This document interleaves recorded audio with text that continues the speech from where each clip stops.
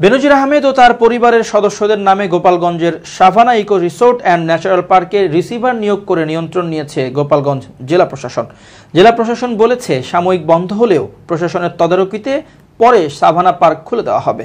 শুক্রবার রাত 11:30টায় পার্কের প্রধান ফটকের পাশে মাইকিং করে গোপালগঞ্জের জেলা প্রশাসন ও দুর্নীতি দমন কমিশন দুদক যৌথভাবে এ ঘোষণা দেন।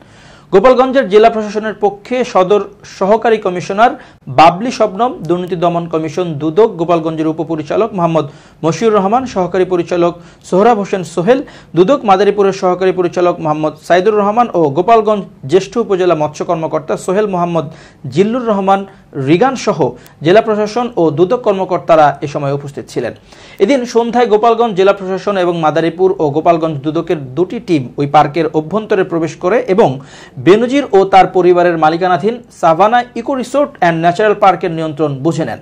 গোপালগঞ্জের দুদকের উপপরিচালক মোহাম্মদ মশিউর রহমান জানান, শনিবার সকাল থেকে স্থাবর ও অস্থাবর সম্পত্তির তালিকা প্রস্তুত ও সাইনবোর্ড টানিয়ে দেওয়া হবে। এরপর থেকে আয় ব্যয় সহ জেলা প্রশাসকের নির্দেশনায় পার্কের সকল কার্যক্রম চালু থাকবে এবং তখন দর্শনার্থী প্রবেশে আর কোনো বাধা থাকবে না। এ সময় রাতে এলাকাবাসী জড়ো হয়ে আনন্দ উল্লাসে ফেটে পড়ে। এলাকাবাসী ভুক্তভোগী বাদল বলেন, ডিসি স্যার পার্কের দায়িত্ব নেওয়ায় আমরা অনেক খুশি। আমরা আশা করি সরকারি রাস্তা দিয়ে আমরা আমাদের জমিতে ও পুকুরে যেতে পারবো। 2015 থেকে 2020 সালের র্যাবের মহাপরিচালক এবং 2020 সাল থেকে 2022 সাল পর্যন্ত আইজিপি থাকাকালীন সময়ে বেনজির আহমেদ গোপালগঞ্জ সদর উপজেলার শাহাপুর ইউনিয়নের বৈরাগীটোল গ্রামে 621 বিঘা জমির উপর গড়ে তোলেন Savanna eco resort and natural park. এ পার্কে সব জমি হিন্দু সম্প্রদায়ের বলে জানা গেছে।